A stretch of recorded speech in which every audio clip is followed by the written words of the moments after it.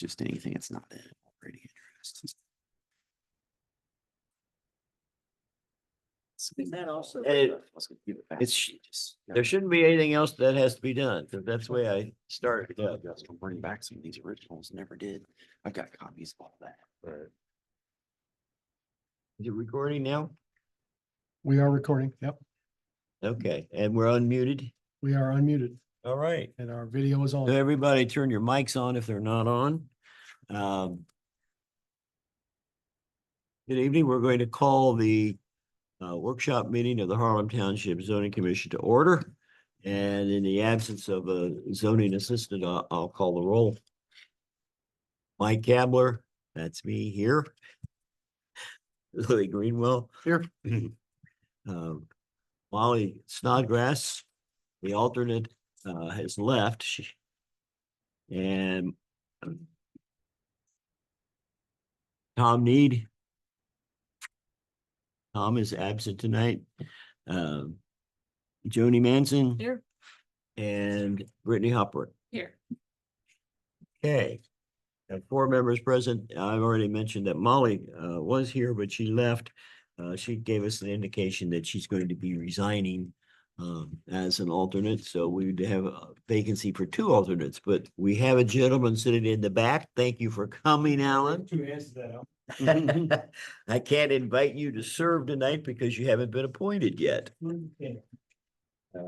Hopefully that's going to happen on the 21st. That's what my understanding is scheduled for them. Okay. On the agenda for tonight, we had possible expectation of doing some minutes, but because of the absence of Valerie Hamill, our zoning assistant, we do not have any minutes prepared. Regrettably, Valerie's father passed away last week, so she's been absent for a couple of days and is still on bereavement leave. The trustees are aware of this and have indicated that they are working to potentially get someone that will provide us with some assistance in terms of preparing all the paperwork and getting the minutes that we need to have, et cetera, for particularly so that we can continue to have things move forward.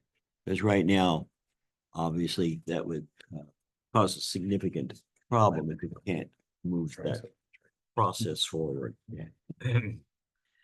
Okay, let me introduce officials present. Jim Steelsmith sitting in the front, Director of Development. Mike Cannon, he's sitting on the second row. He chose to not sit at the table. Didn't shower tonight. Mike Cannon is our Director of Zoning. And the other people present are here for abandoned properties, and we'll get to them in just a moment. We don't have any minutes that we're going to deal with. Hopefully we will have them in order to get them approved at the September 3rd meeting. That's the goal, and that hopefully will happen.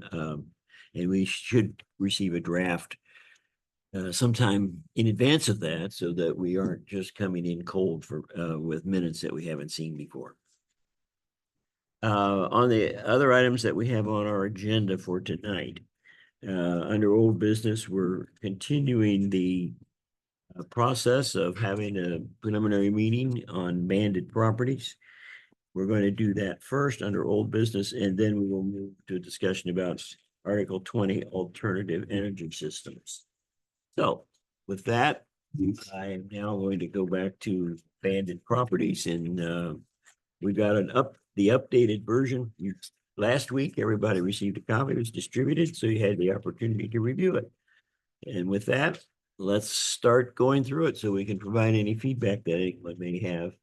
Do you have any comments that you want to make before I get into the feedback? Sure. Yeah, we had a lot of comments at the last meeting, so just to kind of highlight changes. We did little bit of a reformatting to address some of the comments about trying to address comprehensively the code. So we've got those incorporated. We also pulled in some examples from some other PCD text that was referenced. And I think Miller Landscaping was the primary one that was mentioned at the last meeting. We limited the use down more substantially than what was there before. We've worked in compliance with state standards and some other commitments that would have to be met, as well as subdividing the sub areas for the storage area or sub uses for the property on the development plan. We added some sheets to the development plan, including highlighting existing landscaping and also hit permitted uses to ensure the single family residence wasn't permitted that was highlighted on the septic plan. We identified setbacks, tried to give a better definition of gravel versus ungraveled areas.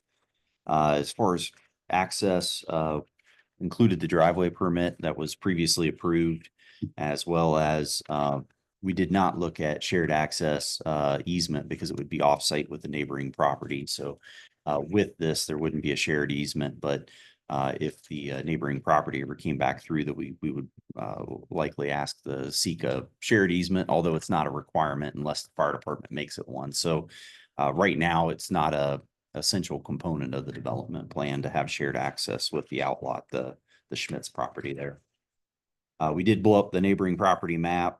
We addressed the service container and actually out of continuity added one more service container potential in that area behind the Schmitz property, screening and additional storage, temporary storage until this property were to develop in a mixed use or some other different format. So did highlight that there's no on-site production, limited hours. We were a little outside of in discussion with the neighbors.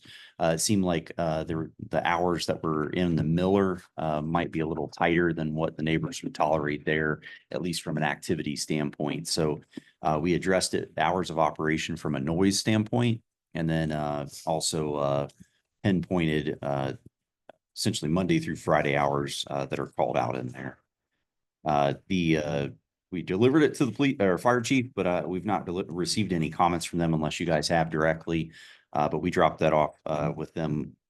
Would have been, I believe, the last Monday as they were getting delivered to you guys, but we've not seen anything. We did limit the number of employees, number of vehicles, and amount of equipment that could be stored on site, and identified areas for each of those. We tried to highlight the plat divergence request more thoroughly. To make sure that that was addressed in the application, and took a look at some of the natural, the mounds as far as on the landscaping plan, those areas putting commitments that they would be maintained in a certain way. And ultimately, like we did with the Conservancy at Duncan Run, natural wood chips and things that actually promote more natural growth on those than grasses after some research and discussion. So it was identified wood chips would probably be something that we could take a look at because it would promote sapling growth and those to be reforested quicker than trying to go in there and plant trees on top of them. More effective as well. Other than that, we're here to answer questions. I think I covered the majority of the big topic items from last time we met, but this is our second preliminary plan meeting. We'd like to progress toward having final submittal. So, Okay, thank you, Joe. And before we continue forward, we know who you are, but if you would please introduce yourselves just so that that becomes a part of the record, and anyone that might be joining us on Zoom. We do have a few people that have joined on Zoom. So, Mr. Joe Clace. I'm Joe Clace. Scratching his head. Yeah, just get my hair fixed. I had a hat on all day. Evidently, that's what they see. Joe Clace with Plan for Land, 1 South Harrison Street in Ashley, Ohio. And Matt. Matt Bryant, owner of Bandit Properties, 11602 Fancher Road, Westerville, Ohio. Thank you very much, Matt. All right. Well, since we're still basically continuing with the preliminary meeting, for purposes of participation with the public. We will provide an opportunity for that later. But the primary purpose of preliminary meetings is to give the the potential applicant, the individuals who has requested this informal kind of meeting, feedback so that they can work to develop an application if they choose to submit that would meet the requirements for the planned commercial development, which is the potential application that they will be submitting. The information that we have is a development plan, and there are other components in here that really would constitute an application, but we're not reviewing those elements. We're only talking about the development plan in terms of providing you with some feedback at this point. I would actually like to mention something about what will be in the application itself, because I'd like to see it fixed before it comes to us. Well, we can do that part, but I'm just saying, I want the public to realize this is not a hearing. Right. And if you're gonna make any comments about pieces of the application that they happen to have included, let's hold those till the end Okay. and focus on the development plan that we have reviewed to this point. Okay, any going through the development plan? Let's just go through page by page. You heard the summary of the things that we had addressed requested, and that Joe has indicated that they have addressed. So anybody have a question or a comment relating to anything that's on the development text of page 5? No? How about page 6? Nope. Sounds like you're off to a good start, Joe. All right. Good or bad? Page 7. I do have a question on page 7. First, or the top paragraph, where it's the third line, where it mentions equipment repair. Mhm. And then later in that paragraph, towards the end, I think it's the last or second to last sentence, no production or goods or services shall occur on site.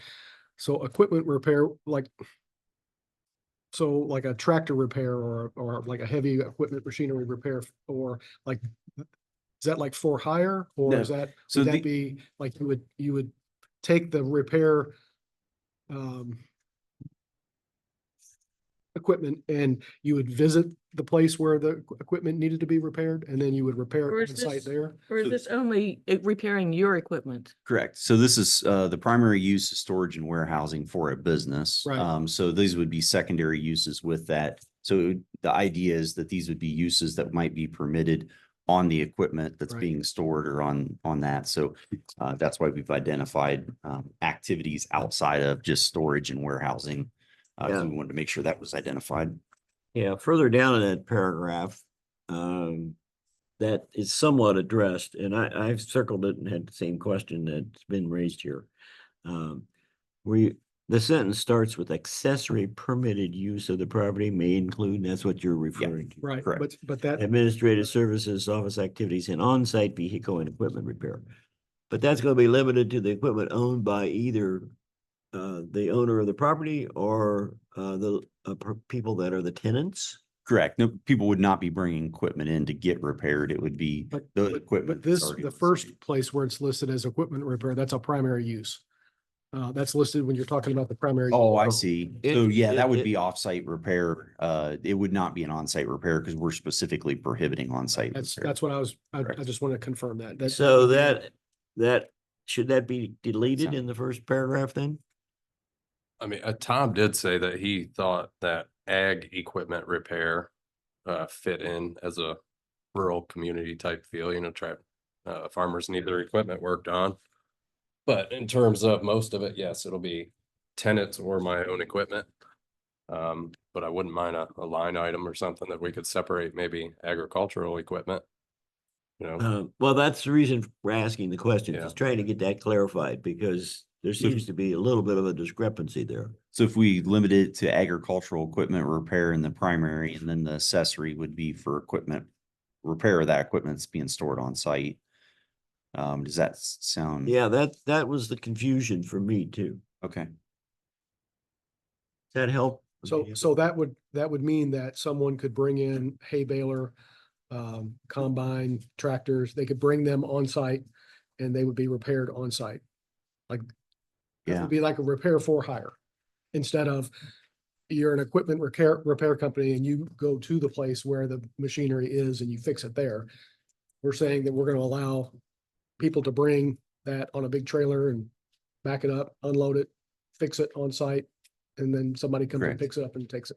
yeah, actually, that's when I reread it, that is what we had talked about, was it would be agricultural support business, including seed suppliers, haulers, equipment repair, so that's why it's geared toward ag, but yeah, it would be people bringing it in. The idea is to utilize the shop facility that's there. So if the shop's not being utilized in another business format, that would be one that we look at to be desirable if the board approves. Because it does say entirely enclosed within the existing building. Correct. Yeah, it's not the interest to have like open repairs throughout the property. To use that shop facility. Yeah, and also, there's a lot of agricultural equipment that sometimes gets abandoned. Hmm. On farms, and I'm sure as you drive around throughout the country, you see it. Sure. That would not be something that would be permitted here.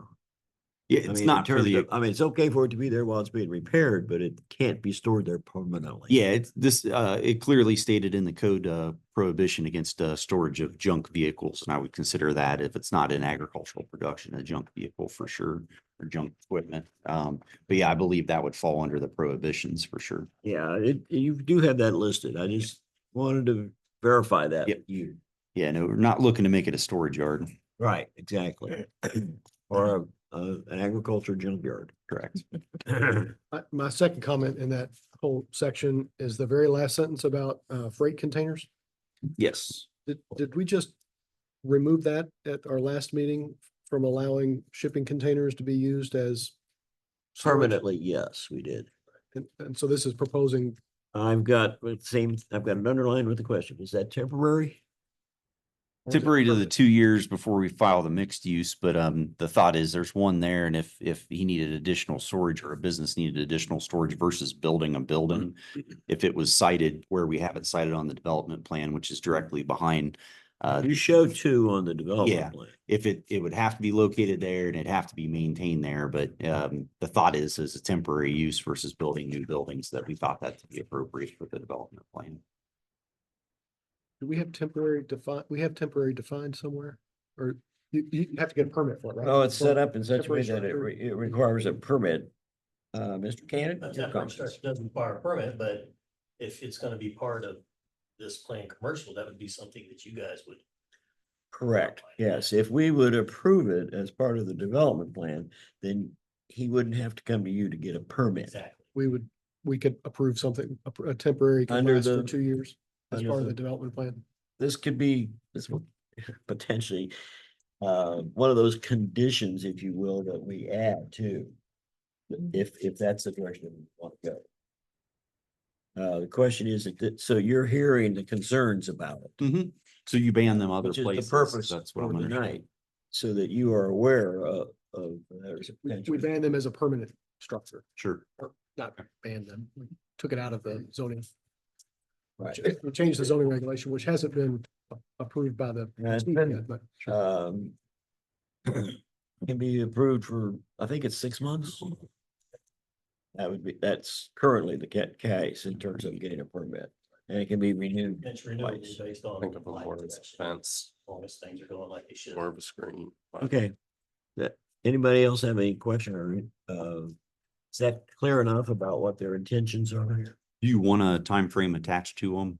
Is that what I'm Um, understanding? Well, yeah, that's the reason I was asking about temporary, for how long? You're saying 2 years potentially. Well, I know their goal is to to develop this property, not to not to sit on it. So I know there's a lot of factors that go into the development process, but if yeah, the duration of what this use is, we were thinking that that would be better than adding additional buildings that may have to be moved or demolished when the ultimate plan's completed.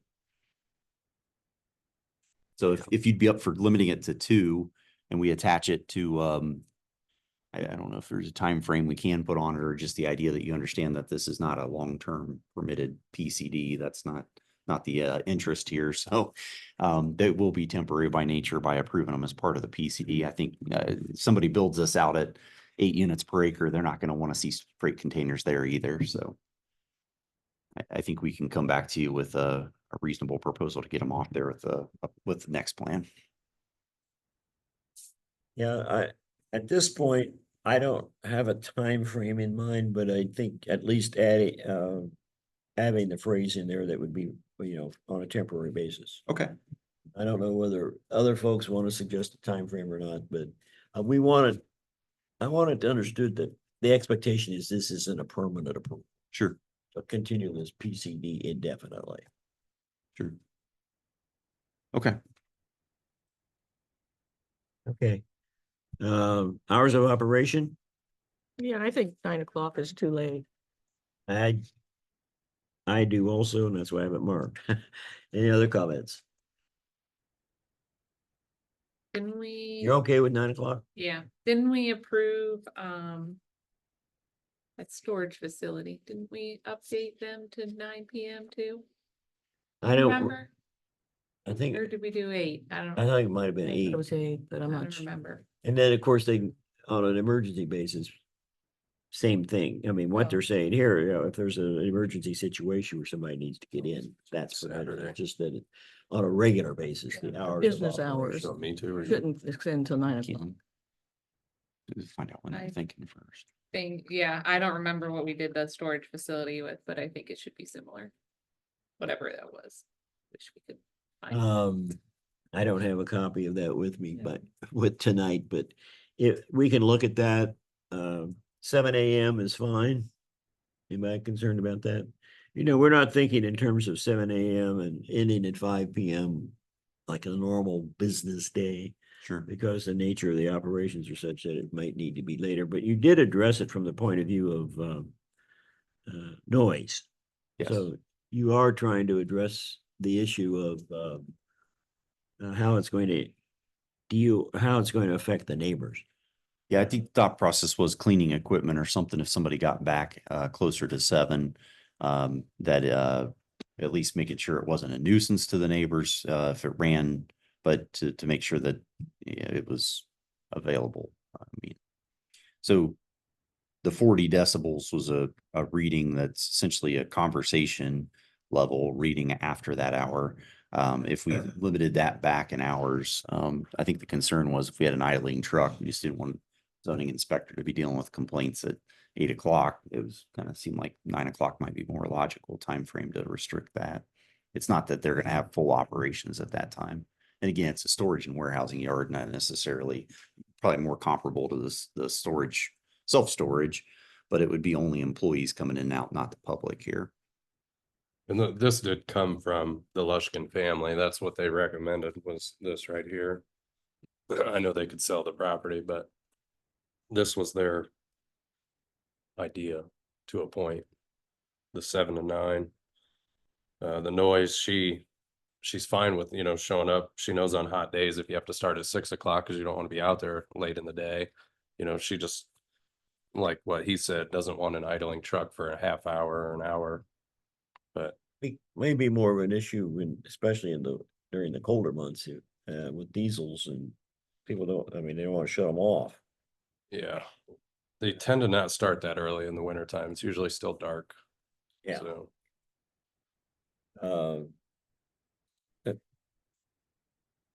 Well, you've got the comment. Yeah. That have come back. Yeah, we That's take the that into purpose. consideration. I think the neighbors even said that they were open to Saturdays as far as hours of operation. So I understand it's a different type of use. So yeah, we can kind of address that. How did the storage address Saturdays and Sundays? Were they Got Monday through Friday right now. right? Yeah, I think I didn't catch that was part of our conversation with the neighbor as well. Remember the storage facility? I personally don't have an issue with Saturday and Sunday, but not starting at 7 AM. Okay, later on Saturday. Well, on the On weekends, the weekend, yeah. people have a tendency to Be more sensitive to the noise, I especially in the think morning. So I say 9, but. Can I ask if- think everybody's a little different. Can I ask if that's more for like the on-site work versus people just showing up, getting in a different truck and leaving? Yes, in my mind, yes. I don't think they're as worried about it unless it's a nuisance. So if it's generating noise, that's what's in the business activity. That's what's kind of kicking Yeah. it, sounds like. So as long as an idling truck's not Oh, we- idling it loud yeah. enough to disrupt a neighbor. Yeah, some of those diesel trucks can idle pretty loud. Yeah, and that's why I think it'd have to depend. We were talking about the decibels. I did the decibel reading from the residents because at the end of the day, that's what matters. It's not the actual how loud the truck is. If the truck's parked in a discrete location, it's really about how loud it is for the neighbors. So I think that's the more enforceable standard anyhow. Yes, off the property as opposed to, going right next to the truck itself. Yeah. But yeah, we can take that into consideration. It sounds like some availability for Saturday, but maybe limiting the hours and I taking a think look at that. you want to compress the hours, yes, on Saturday, and I don't think it would be appropriate to have Sunday hours. Yeah, I don't think you weren't thinking that, right? Yeah. No, but I Yeah. do think Saturday hours should be the same, so that might be an issue. So it would be a matter of including Saturday hours, but identifying them maybe in terms of the hours being a little bit different. Okay. Instead of just 7 to 9. Mhm. That what we're saying? I mean, we're Yeah. offering you guidance here. That's the idea. Would you also put something in there that explains where the noise would be measured? Yes, so right now we got it, it says, I believe it says at the, Yeah, it's stated in here, is generated that can be heard from neighboring residences. Yeah, technically, I think every place else in our zoning code, it describes noises on the neighboring property, not necessarily a residence. Yeah. So your noise shouldn't extend beyond your property. could we say neighboring residential properties versus, I mean, the challenge is he's got a commercial neighbor.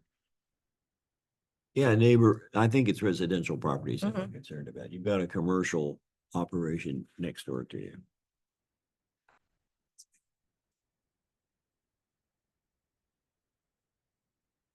We also have a cemetery there. Yeah.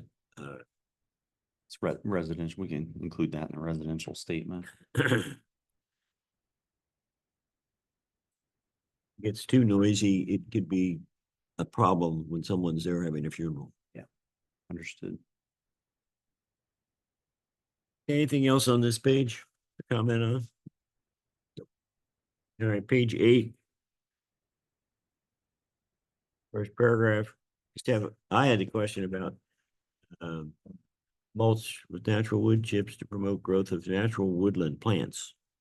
Yeah. Help me understand what you're referring to there. So when we talked to Amy Dutt in reference to the conservancy, and his tree business was very similar. He started mentioning putting down natural wood chips as a way to encourage wood growth or woodland saplings. And I recall that from the conversation that it actually encourages growth quicker because the saplings can take root and take off. And he has photos of the existing mound showing how that's been successful with it. So the one that was recently added behind the cemetery, I think we try to do something similar so it can get grown up with natural growth, not weeds, and it can actually So the bigger purpose. the woods that's currently there behind the cemetery, you're gonna take those out. They are already, most of them are already out. There's a maintained buffer there. But that area that's indicated in the storage has already been cleared.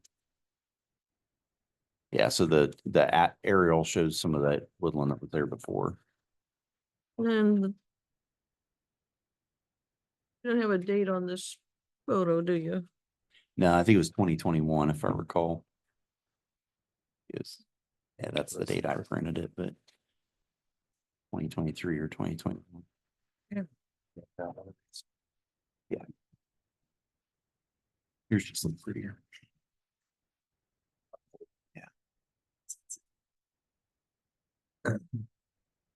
So your trees are just going to be growing in 4 to 6 feet of wood chips. The mounds, so encouraging the tree growth on the mounded areas.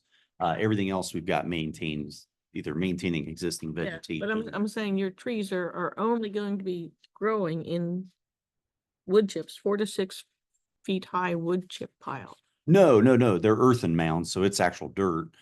That would just be the treatment versus planting it in grass.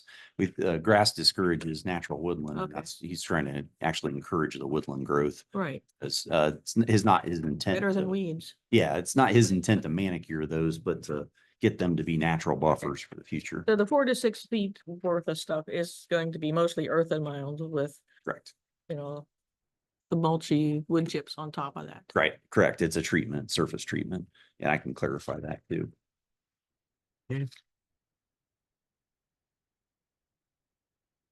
That clarifies what you meant there with that area. That's what I wasn't sure what you were intending that to be. Sure.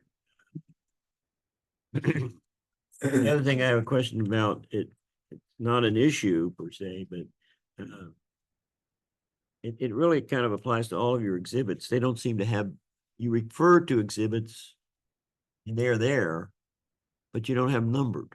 Oh, yeah.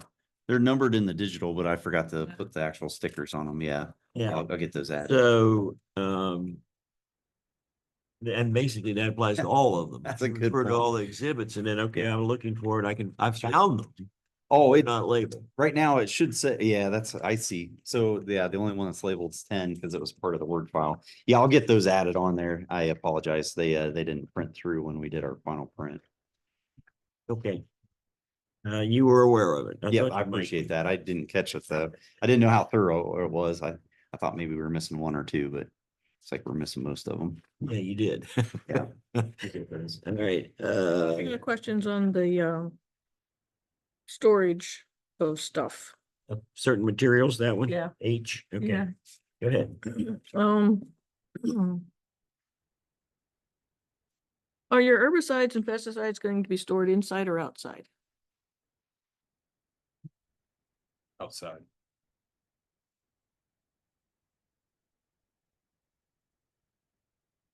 Are they going to have any kind of cover?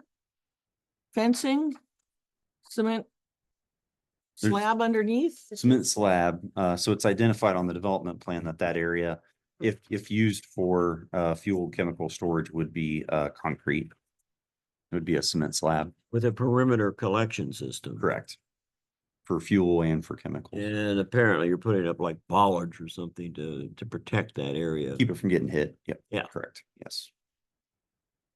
Yeah, I think that was consistent with the Miller landscaping. We liked the way that they addressed it. So most of this verbiage is from theirs. I think they also fenced some of that stuff. Yeah, you have a fence around your whole property, right? No. No, there's no real public access to the property, so he decided the fencing was probably not necessarily a requirement for it. He had security addressed in other ways through cameras, so Mhm. wasn't something we felt that was necessary for discouraging access to it. It could be locked up.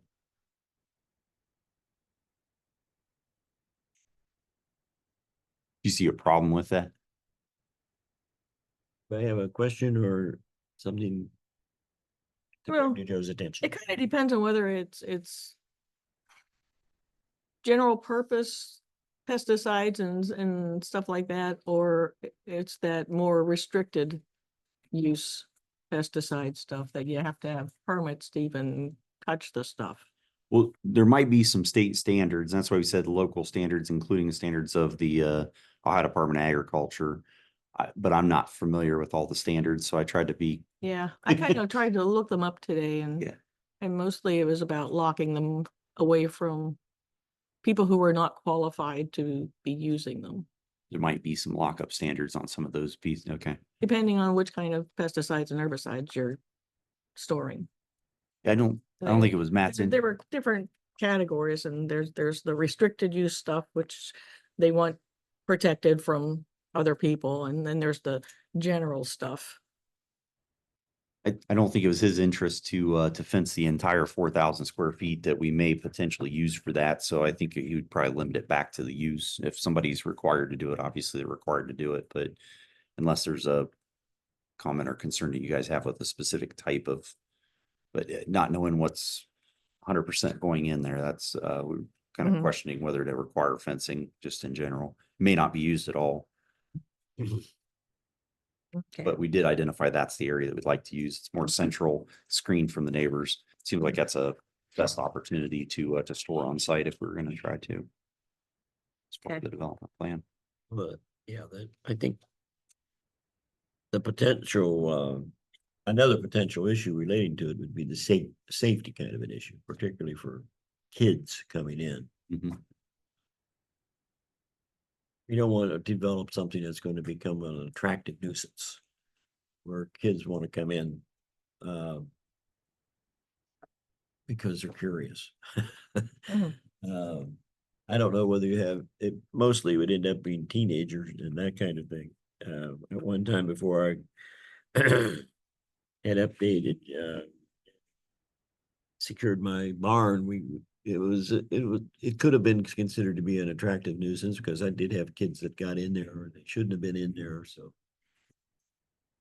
That's because they happen to live in the neighborhood. Mhm. I don't know how the trailer park down there, whether that will become an issue or not. Right now, you've been operating for a number of years. I Yeah, don't and- know if you've had any problems with that in the past. It is houses right there too, Yeah, so yeah, he's- you live. he's got easy in access. that trailer park in this. Yeah.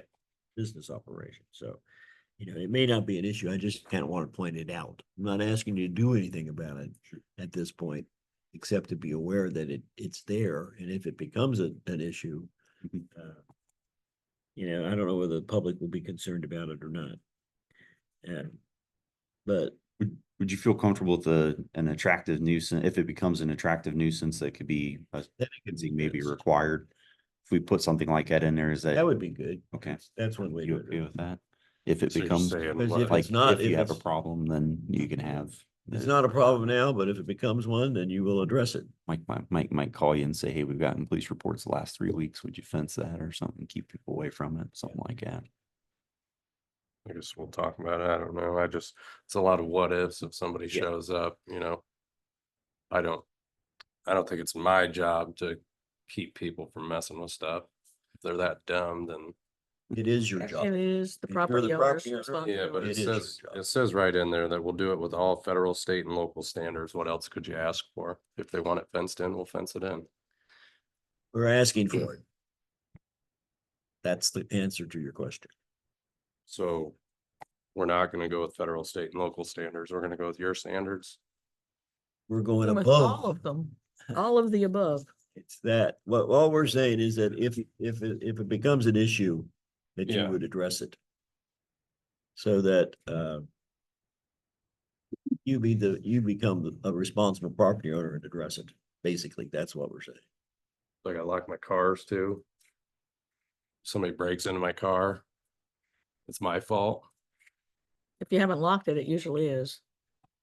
Yeah, but That's all. unlocked. If you leave it, if you haven't locked Yeah, it, blame We- the, they're gonna blame you. I might just have to leave. We can take it up. Yeah. Um, Anything else? Yeah, I wanna know what the outdoor material storage, what is the material that is going to be stored? So it'd be conjunction with one of those approved businesses that we'd identified. So it'd have to be ag or contractor type materials for the most part. Those were the two main categories. So if there was something with plumbers, electricians, roofers that they determined that they needed outdoor storage or something in relationship to the agricultural use, it would have to be something related to those. It's not open storage for the public. I don't wanna see a 20-foot tall pile of mulch or wood chips. Okay. You can't from the road. No, I don't want you to have the period. I've been reading too much on the hazards associated with giant piles of mulch and wood chips. With all kinds of health issues. about Kurt's Brothers where it's 80 feet tall. They're not in the township. I'm sure that's why they have their big pile, at least. I don't know if it's all, but they've got cut, part of it is covered. No, not at Kurt's Brothers. Some of it isn't, some of it is. Yeah, so you don't have anything in here about hoop covers or anything for any of the material storage areas. You don't need them. Is the worry about it composting or what's the, Yep. that's the worry, is that it gets too hot? It's too hot, and also there's fungicides or fungi associated with, Like wet grows in mulches. mulch. Yeah, Wood dust and yeah, I sent you guys all a copy of spores this. come from the fungus. Yeah. Fungi from mulch producing facilities causing cancer. It's not good. So some sort of protection or limiting it to less than that 20 feet above grade What, would be used. what are you thinking potentially could be 20 feet high? The idea is the thought if you stay unloading materials like raw materials, that's probably what would be that height. So firewood or something like that could, Yeah, my firewood piles are 20 feet. I don't know that promoting composting on sites what you're aimed toward. It's, so maybe we could come up with something that addresses the composting.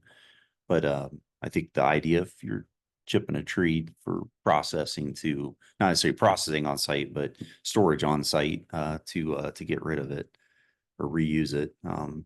That's what I thought that area would kind of be utilized for. Were there limitations on Charter Oaks pile by chance that we could go off of? Most of theirs was put in inside buildings, open-ended buildings, Yeah, isn't it? they weren't looking to have large. Yeah, it Yeah. was it's smaller amounts coming in and they were building specific areas to contain it. Are they commercial? Do we have a document for them? I Yeah. guess I should say. Yeah. Yeah. I well, wasn't here when that. So I don't know. Yeah, we do have a document for it. In fact, I think that's, if it's the one that you're referring to, that Joe has that one. The Miller one? I got No, Miller. the one on 605. Well, that one is, yeah, I know. They, to some extent, they use the barns down there. Yeah. But they don't have huge piles of mulch down there. Yeah. But, A lot of gravel. so the only time that I guess it becomes a concern is, you know, if it is a problem, how do we address it? Yeah. And what do we offer as an idea here? You got one? You're suggesting it not be 20 feet. Mhm. Is it, the 20 feet across the board, or is it 20 feet specific to pile of mulch? Because you may already have, yeah, I haven't Yes. been back on the Stuff property, that's- but I've that's seen it. less maybe- reactive stuff like logs. Or, Yeah, you've if got you have a, Timber. And firewood piles, that's not nearly as reactive. Building as materials or mulch. something, no, it's not. Yeah, like plumbing, Yeah, fencing could be that tall. Yeah. Stuff like that is not a problem, I think. I think it's just the organic, that mulch that you're worried about.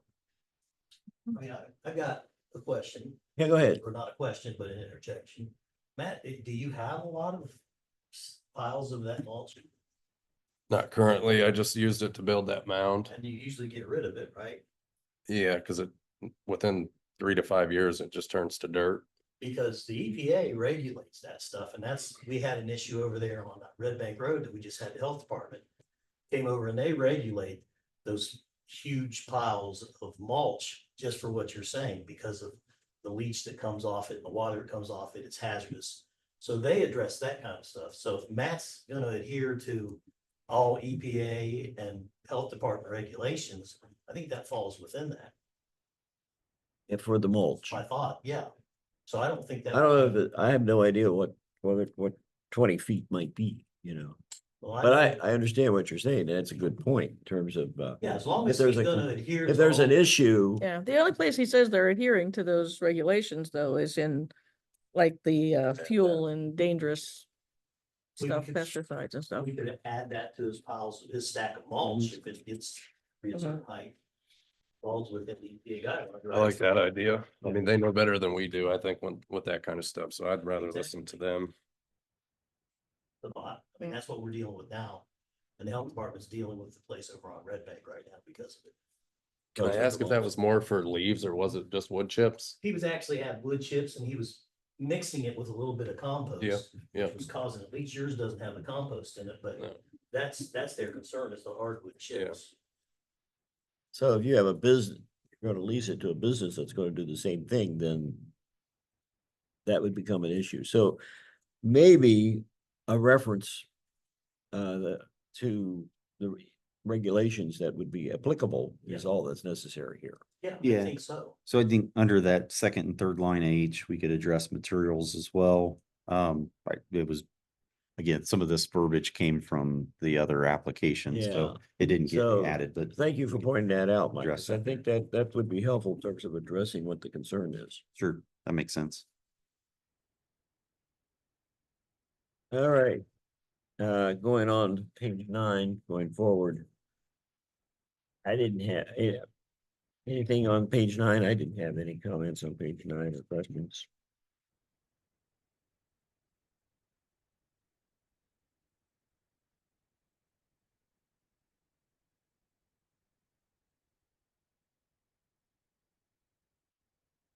No, if you do decide to put up a sign, you should come back and get that approved. By the zoning commission or a zoning inspector or zoning commission trustees. What do we have in the resolution about signs? Right Well- now it's administrative. Yeah, he's got an indication here that he would go through the process. Let's see, what's it say? Through the development shall administratively permit one. Yeah, we're limiting, so the code allowed for a little flexibility. We're limiting it to 1 and 1. But that they would have to be administratively permitted, is what I was understanding, so I can be more clear about that, but Okay. that was why I put administratively permit. So, we could indicate for sure that that requires zoning inspector sign off since you're not seeing it, if that works. It does for me. Whatever 2204C says. Yeah.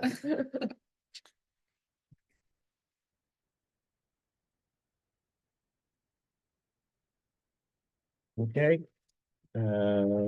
Page 10.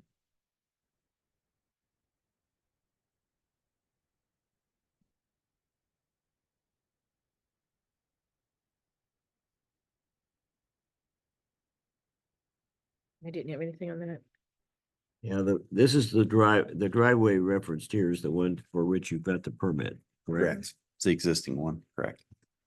Yeah, nothing else from anyone? Page 11?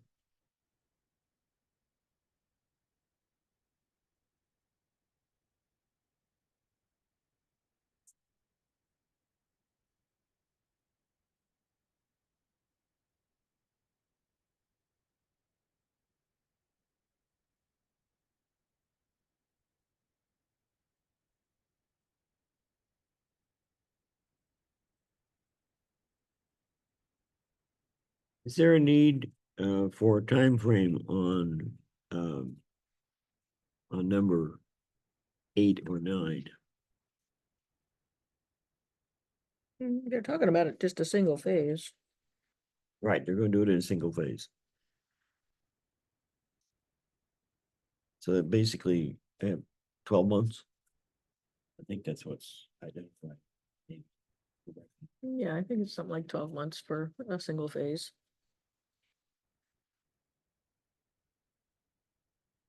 Anything else? Any other comment or question? Do we need to add that 12 months or is that already understood in the code? Yes. What's specified? It is already specified?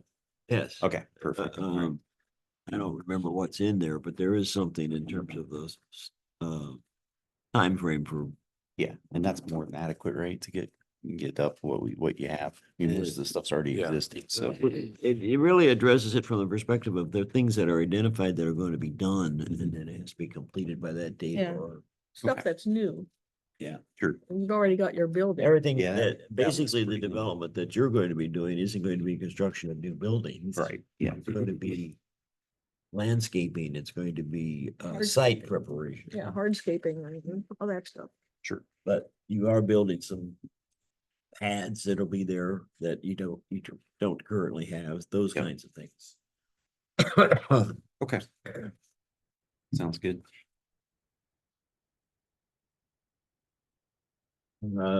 Anything else? Page 12, we've got the list of divergences. Any questions about the divergences here? Did you by chance check with Scott regarding, I reached out and talked to his one of the other planners in the office, Brad. And I was not able to secure anything in writing. They did say when we submit that they'll take a thorough look at it, but they understand that plating is not always required on small projects. And especially if we anticipate it being a temporary use. yeah, well, and you're not splitting up any of that property either. I don't know if it was him or who I did talk to, but somebody had indicated that if there's a time frame, it might be worth just saying, hey, if it's not otherwise, plans not otherwise presented in a period of time, that plating might be required. But since replat would be much more difficult than the original plat, it makes more sense to kind of invest in that mixed use plat for that sake. And as far as Mike, you're concerned at this point, it's not you don't see a need for it to be platted. No, it's probably Brad who you talked to. Yeah, Brad. Yeah. I Yeah, can't remember Brad's what I the one said. who's Yeah. used. Yeah. I called up somebody, I think it Yeah. was a couple weeks, it was right after our meeting. Okay. And I think we've already had mentioned before, people didn't have concerns about the divergence moving away from blacktop to gravel. It's okay. Great. Okay. Any other questions or concerns about anything else that's contained in the development plan? And, well, we'll also get back on what Joni had identified. Want something. As far as the plan itself, we went to some further detail to try to divide up the pages to better explain what's going on, but since there's not substantial changes being made, we didn't have really a need. I mean, most of this was identified off the aerial pretty plainly. So as far as if there's additional items, I did put the stormwater drain on there. So you can see where the existing stormwater tiles was installed, doesn't clash with anything. Utilities are pre-existing. I didn't see that there was really a need to map those out, but if there is anything that you feel like you need to see on the development plan, I'd be happy to add it. I just thought that this was pretty thorough since the majority of the site's pre-existing. The site is pre-existing, I guess, not the majority. It's The one thing you might want to change on these three maps is that you've got the north arrow facing east. it's not attached to the. Oh, it's attached to the location map. Yeah, I'll get that fixed. Good catch. Good catch. North needs to be up. Oh, down here. It's actually okay on the neighboring properties map. Yeah, it's a different app. Yeah, this one, it looks like I tied it in on the location map. Remember what I did now. And since we have mentioned now the neighboring properties map. Mhm. And this goes back to beginning stuff that Mike didn't want to do yet, Yes. but your numbers 6, Right, 7, and that's- 8 are just wrong. 6, 7, and 8. I haven't even looked at it because this isn't an application. All right. Well, that's good to know though. It's, Yeah, might as well fix it before we see the application. oh. Yeah, no, that's actually Matt's piece. Yeah, Yeah, there's a bunch of, there's parcel numbers that are not right. There's a lot of, there are issues a- here. there's like the township address is Marietta, Ohio on number 9. So Yeah, we'll do. I didn't review that since our last meeting. I'll try to find out what's going on. may just want to check each one of those. I appreciate that.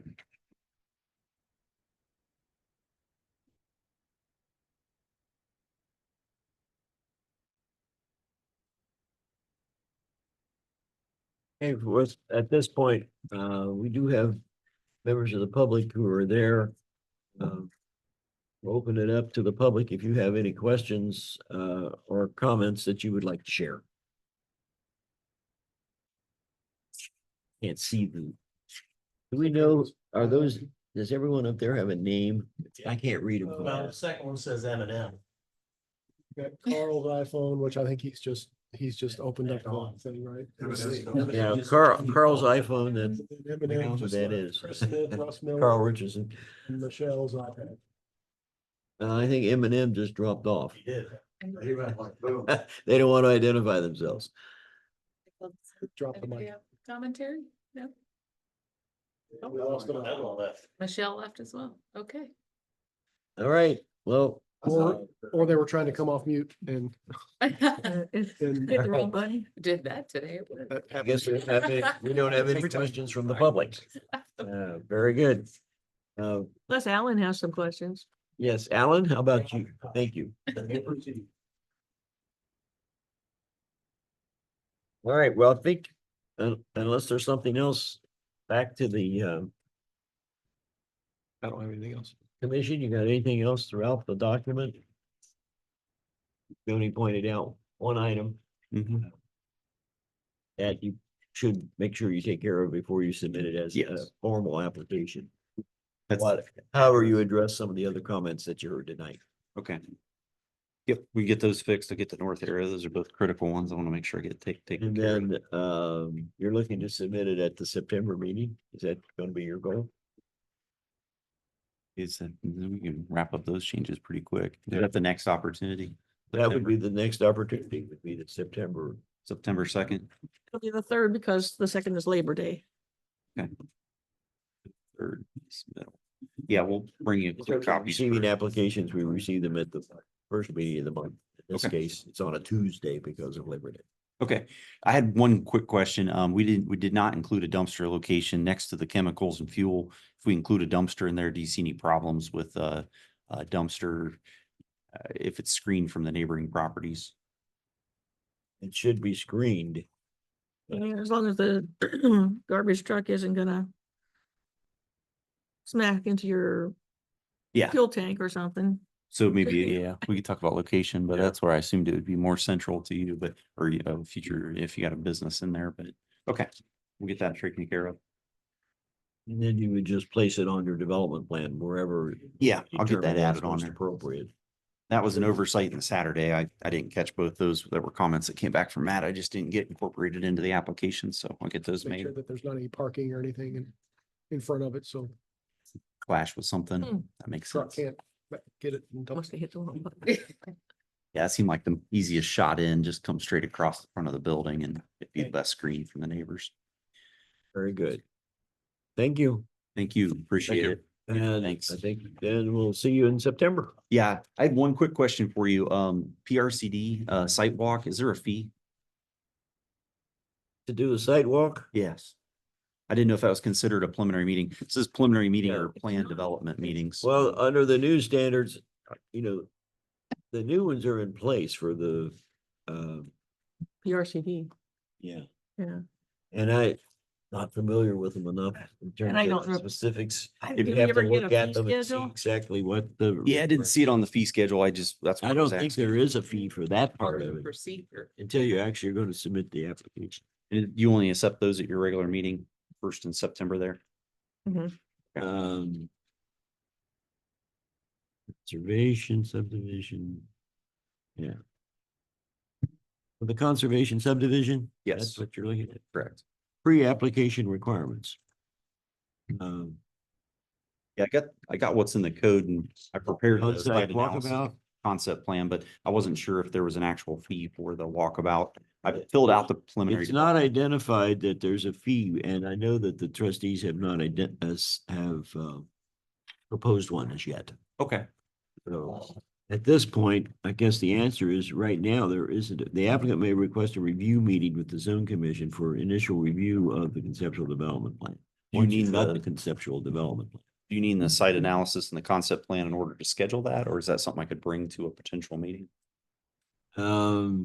It's something that you can, no, you don't have to. you have to bring it to the meeting if you're gonna do a review meeting with the zoning commission or initial review. Okay, before you do the site walk? No, No. no, you can, I'm sorry, I misunderstood the question. I have lots of questions in relation Yeah. to this. Okay, No, I don't think that's the case. No, if members of, you can have, the applicant for the zone, includes the zoning inspector, 2 members of the zoning commission, 1 member of the township board of trustees may visit and view the site, at which time the primary and secondary conservation areas should be identified. perfect. If members of the public want to join, that's fine. But at this point, there's not a fee that's established for this pre-application process. Okay. I do have a site, I'd like to submit. I can wait until September, but if it's something I can schedule even for September, I didn't know the proper procedure, so I can come back in September. Obviously, I'll be here. We can get that scheduled then if that makes the most sense. And the primary person for you to, I think, work through in terms of getting that scheduled would be, yes, Mike back there. Perfect. I'll be in touch. Thank you. All right. That's, I mean, he's involved, so he'll then follow up with the zoning commission, can be any 2, and then same thing with the trustee, be one of the trustees. Okay, perfect. All right. So we don't necessarily need to come to a zoning commission meeting to schedule that. No. Okay. Even better. I'll send you an email. I love coming, but I don't want to waste your time, so appreciate And it. this is a new process for us. I mean, Yeah. we haven't used it before, so as we go through it, we may find that, oops, Yeah, we I had had to a change something. couple comments on it. It deviated a little bit from Randall Aaron's traditional design in that it presented a concept plan before the site walk, which I was surprised. But beyond that, I thought it emulated a lot of what was supposed to be in there. The only thing I can say is, this was primarily developed through the committee, which is no longer in operating. Okay, The only person that you can check with on that might be Jim, because he's Okay. the one that. I can share some comments. Or Tom. I'll get some emails out. Thank you. All right, well, great. Appreciate it. Thank you guys' time. See you in a few Thank weeks. you. And now we're going to get to, He'll be back. yeah, good. We want you back, Mike. Before we leave too far after that, Mhm. this wasn't about their specific application, but I've got a question or comment about the application. It's the form. Says property owners' names and addresses. We don't specify a mailing address, and is that what we want, is a mailing address? For this, because this is like how they're contacting and communicating with these surrounding property owners, right? We don't say mailing address, or No, we don't say it- mailing address or property. We just say address. And a person can have 2, because these are all mailing addresses. Yeah, These are well, not property addresses. It's on, whatever's on file, these addresses are supposed to come from the Delaware County Treasurer or Auditor's Office. Correct, but like somebody can have a property address where they live, but that's not where they're getting their mail, and this is all about mail, right? Yes, Because there's PO boxes and there's other things. Well, you don't live at a PO box, you live at a address right next door to the thing. So I think our application should be clear which addresses we expect to see on this application. well, this language is what the law says. So we're following the language that's quoted here, used here. And the addresses have to come from the auditor's website. And Which they do. don't identify it specifically as a mailing address. What we have said in the past, when they send these out, if they identify that there's 2 addresses. There's a property address and then a mailing address. Mailing address, the address is whatever we're sending from the auditor's office. It identifies basically who's paying the taxes. So the auditor's office sends a bill. And if Right, that, right, right. Right. if that address happens to be A mortgage. property management Yeah. company, a mortgage company, then we try to find the other address that where the person actually resides so that it can be sent to them. I get it. Isn't it supposed to I be was the just- taxpayer address though? Isn't that what we've asked for in the past or no? Well, the What's the- wording now just says. Wording mailing just says address. names I and never- addresses of all property owners. But it doesn't, to me, I feel like we should say one or the other. I mean, we should be clear. I mean, I don't know, maybe I'm the new kid, new guy here. We've had this Yeah. question come up We've had- before, and I think maybe We do need- probably have spent an hour discussing that topic. Because you can't, I was trying to match up addresses from Well, here. Trying to get. Addresses on the map, and I was looking at number one, and I will say number one says P O Box and it says New Albany, but number one on here is a actual, it's on, it's on Fancher Road, or it's on, whatever. So I expected, But if there's all of not a these house there, addresses. there won't be. correct, it An would be, address. right, it would be a mailing address. But even if there is a house there, it still could be a mailing address. We've got, Because, we, someone we, lives we don't someplace have else, a they're- choice they're- about doing what the law tells us to do.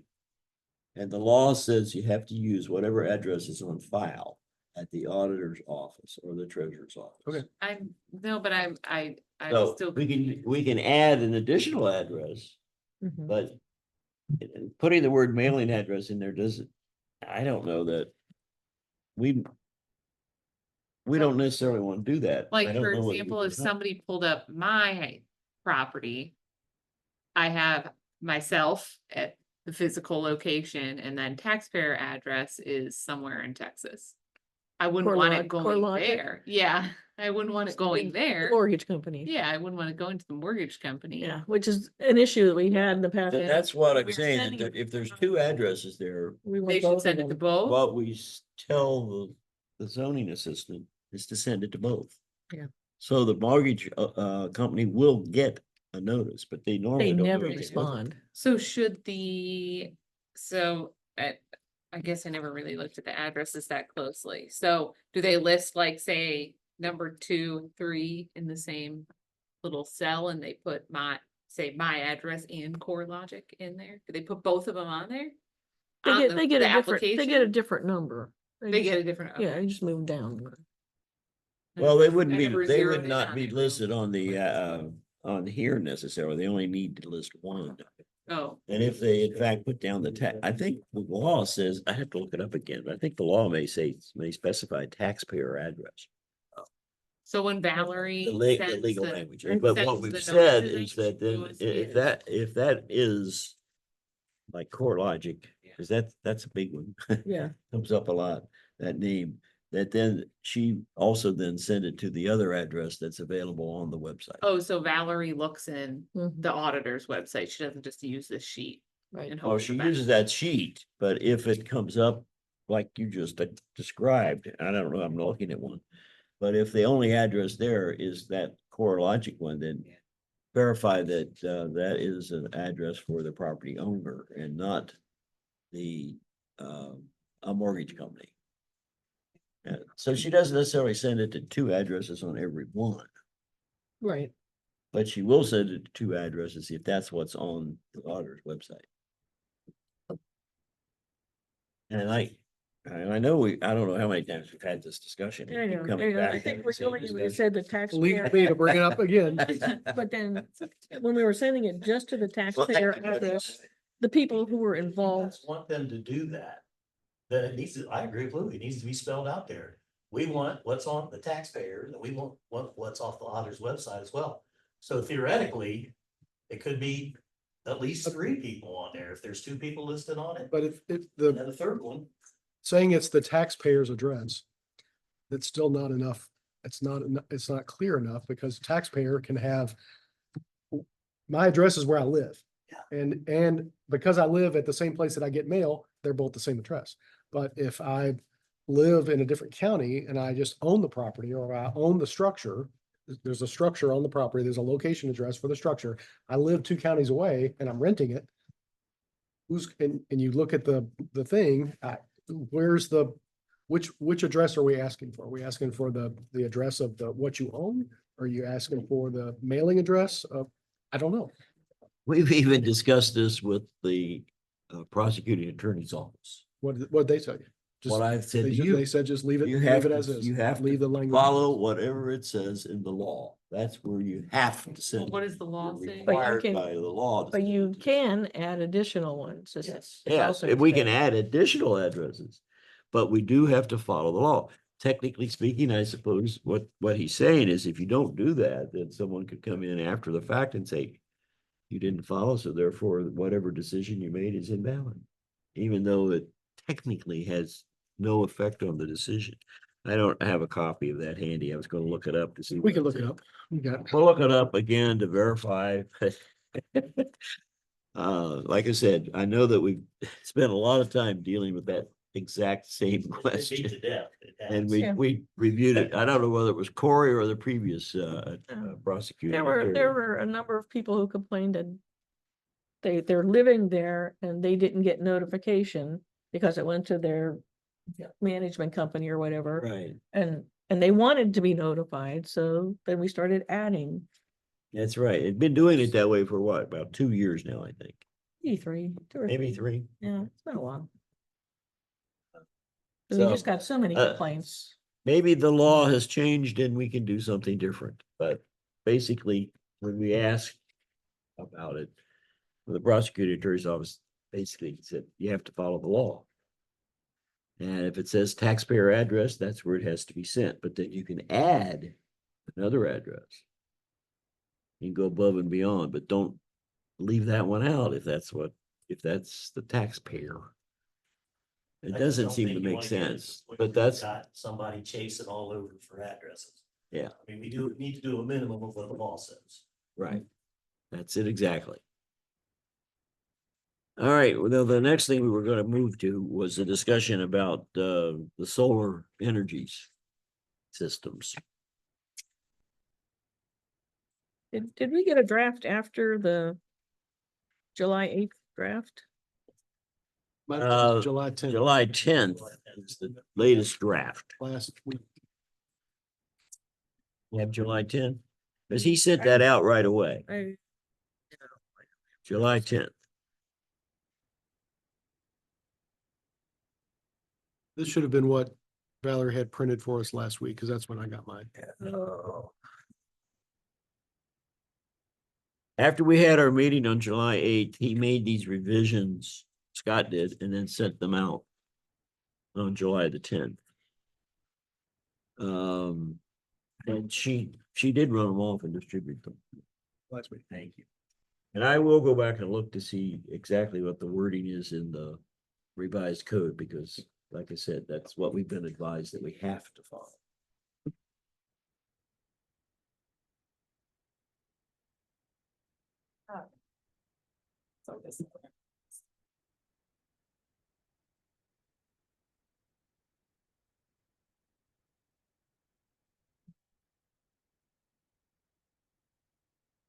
I don't see that one.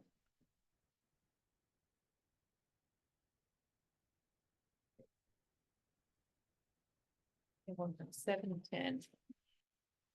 Have you have the July 10th version?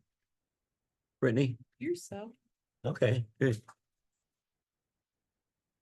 Mike? You have it, right? I do have the July 10th. Is there anything in that one, that version that you, Thing I saw, and I compared it to what Holly sent me, I mean, it's pretty much boilerplate. It looks good. Only question I did have, which really doesn't make a whole lot of difference, is when it talks about wanting to have vegetation, stuff like that around it, like a solar array.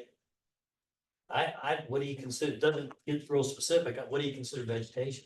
If it's in the middle of your side lawn. So me, I'd rather see lawn cut and weed whacked. And it looked like that. Now, I don't want to get into telling them how to take care of their lawn, but if we're requiring vegetation or fencing, I would rather see a nice, clean, neat lawn than I would fence up there that they let weeds and grass grow up around it, like an eyesore. so are you thinking of the language that's on, let's see, what is it? It would be item B4? Is that what you're referring to? It's ground pole mounted accessory. B4. You'll have a visual buffer, Yeah, 4E. B4E. Punched on the wrong side. Mine is. I guess I did. Always punched on the right. Could be up to interpretation, anything like that. I could say. It's- Like You- oh, grass you- cut lawn, No. but. I don't know that he needed that language in there unless that's something that you guys thought to ask for.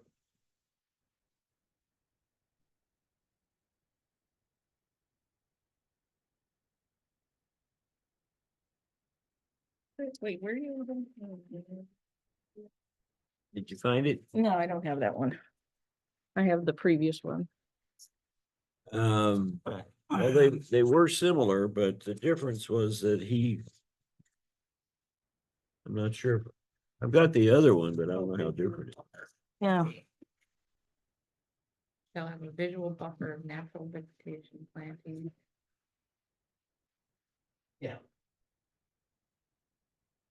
Here is this is the principle. And we're not gonna get into that. We're still talking, we're just focusing on the first part here. This is the only 2 pages to it, I guess. The filter and solar energy systems, this goes into the house. What the one that we were talking about, Mike was making reference to is this one in this paragraph E.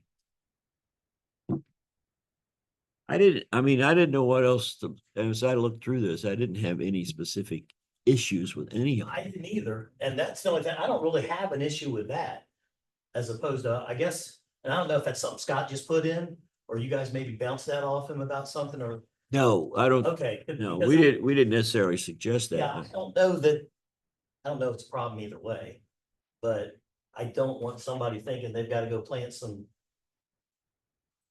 tall grass or whatever out there, and then they don't maintain it. And it looks like.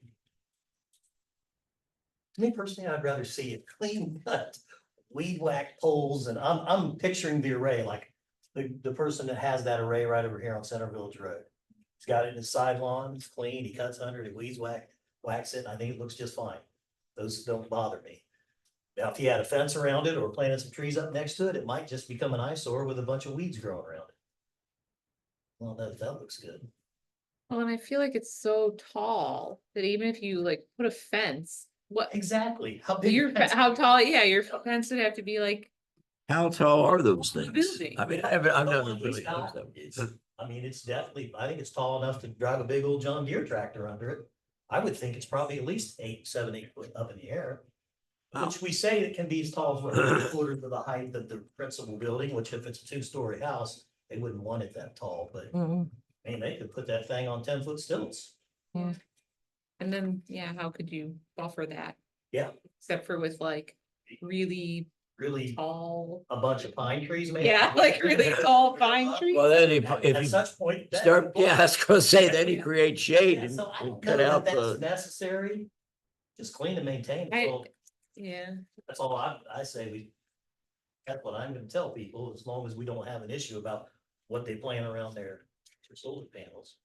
Other than that, I didn't see Maybe anything. we make a note to ask Scott about that Yeah. well, yeah. section to see Now, why. Maybe that they got- just mean screening at the edge of your yard. Or is he talking about maybe the bigger ones that are under 50 megawatts? That they're gonna have something around the whole facility and plant stuff. Well, he Now, didn't- I'm all for that. Yeah. That doesn't have, that same language doesn't show up in the larger size. That's So applied to it. So, yeah. I don't know. Yeah, that I think I'd is, rather have fencing around the larger. the larger. Yes, yeah, that would be under this one, the principal solar energy production systems. Right. yes. And the issue with that we really wanted to discuss, and I'll get to that in a moment. Is there anything that we really want to point out to Scott other than this one with this first 20.03 accessory solar energy systems? And that one, as Louis is just suggesting, we can talk with Scott about that, but at this point, What's the number? Actually- we seem to be kind of an agreement here that what's the point of having it? So the visual The screen, buffer yeah. piece Yeah. is under the principal solar energy production system. Is that what you're saying? That's where we want it? The principal solar energy production systems, those are the big ones, right? Yeah, those are the big ones. Yeah, right? because That it says is under visual, that it says section. visual buffer. That's the visual Looks like- buffer. There is no visual buffer listed under the accessory solar energy. So it's system. called out as a separate thing, So item 6. I think it already is set up how we're saying. We don't need buffer on the little home ones. Well, but it is listed here. under the section for. Under- solar Yeah, energy. it's under section B Yeah, accessory. 4E. Am I missing it? Under section Or E. four, underground and pole mounted accessory solar. Oh, there it is. I see it. in Right there here. too. Now I see what you're, okay, I was looking in a different. That's section. different. I was looking at another section. Okay. This is just one paragraph and what, I guess, One bullet. what I was hearing and that sounds like you're sort of in an agreement too there, Brittany, is that we're gonna ask, do we need it? Because it may not be something that we really want because the solar array itself could be how do you fence it? If it's If 15 it's feet tall? already 8 foot tall, you don't want I don't want to tell somebody to put an 8 foot tall fence there. That would, not to mention. They wouldn't be able to cover up the whole thing because you can't have it covering up the solar panel part of it, so it just doesn't. No, make a lot because of it's sense. gotta, you want it to collect the sun. Yeah. You don't want to create shade to block what energy you're trying to utilize. Although, It would make a lot more sense to have buffering at the edge of your property. yeah, like not right up against it, but like, Yeah, yeah, I mean, it says I mean, if- something here about. Screening it from noise. Are these things noisy? I don't know anything about, Okay. They, so what? I what's the just read solar- something about they emit something along the lines of 73, the noise is like 73 decibels. For what? that's loud. It's about the sound of a car going 50, 60 miles an hour down the road. I just read that today somewhere. Seems loud Yeah, that seems. That seems, for a solar panel. I can tell you, I've been in that. I don't know if that I've not includes- heard anything. I was Sit gonna next to say. it. And I don't know what size solar panel that is, but that was in that article about the array that they're doing over here in Knox County. It's not the whole thing, but that, Oh, people are concerned about the noise that they make. Do we want to have something in here in relation to noise? Similar to like we just made. Apparently, there wasn't anything that was included in the model which Scott generated this from. Nothing about noise. So, yeah. I was thinking again about the fence thing, and that wouldn't even help if there's glare from it. It's gonna go right through a fence.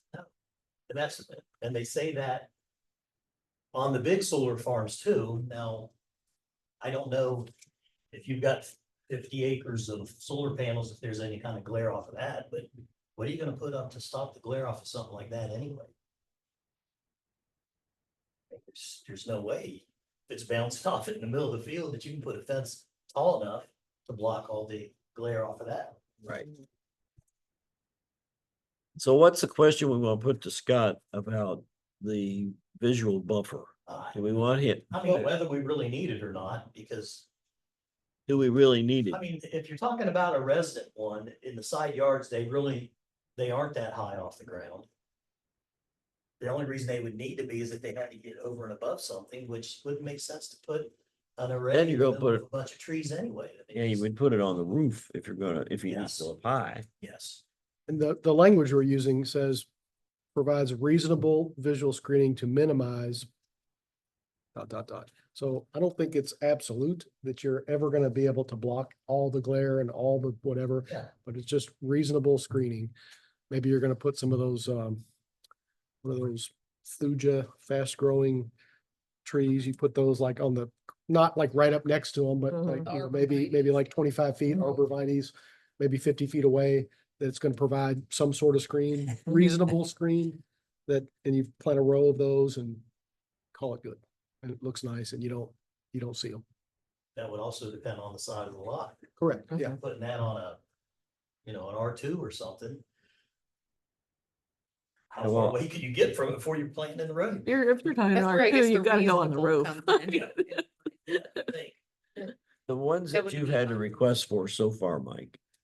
How many of them have been like the one that you made reference to, standalone. Well, that one was there when I got here, but I Oh, went down, and okay. looked at it when we started talking about it. I've had one standalone, which I just had them adhere to the accessory building, which kind of throws out all the, because they're usually not higher about 8 or 10 feet. And if I make them go along with the accessory building, they're gonna be 25 feet off the property line anyway, so you don't have to worry about all that language about the clear fall distance. Mhm. I don't think you're ever gonna get something on an array. Unless maybe it's one of the huge ones. So I don't know. I've never seen those, but a little home array is never gonna be 25 feet. I can't be any higher than 75% of the house. According to. Right. So I don't know if that's language we need in there. Maybe there's a reason that Scott put that language in there. I don't know. We're recreating the wheel here. But most of it, I get it, and I do like the language of when you're done with it, you need to take it down. Because we don't want that, even in a residential house, we don't want somebody selling it and saying, hey, the solar doesn't work, and then you've got that eyesore laying out there that's not even productive. I get that. If it's not working within 30 days, get it out, Yeah.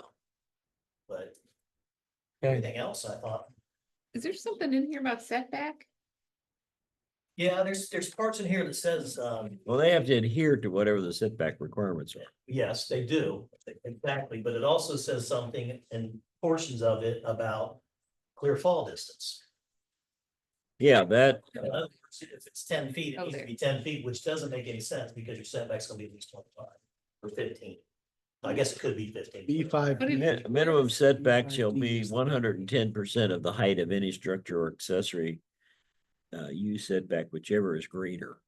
So if you got an 8-foot high, you're looking at, The 25 foot then covers you there. Yeah. Got a 30 foot height, then Yeah. 110% covers you. but they can't have a 30-foot height because they can't have any, number one, we don't do anything. Well, it says it has to be 75% of the principal 75% structure of on the the lot, structure. so that can't be 30 feet tall. Yeah, No. so it's kind of, I don't know if it's even wording. I like the idea of it having the setback of an accessory building. Especially since it says it's an accessory. And it does specify that. Well, that's what I was wondering. It says the setback. So if you have something that's 10 feet tall, it only has to be 10.1 feet. No, it Off has to the be property 25 line. feet. Oh, Whichever- says whichever- 100. Accessory 110%. use setback or 110% of height of the structure. So the Whichever's accessory use greater. setback is Whichever's 25 greater. feet. Oh, whichever one is. Whichever greater. one is Sorry, greater. I missed that part. Thank you.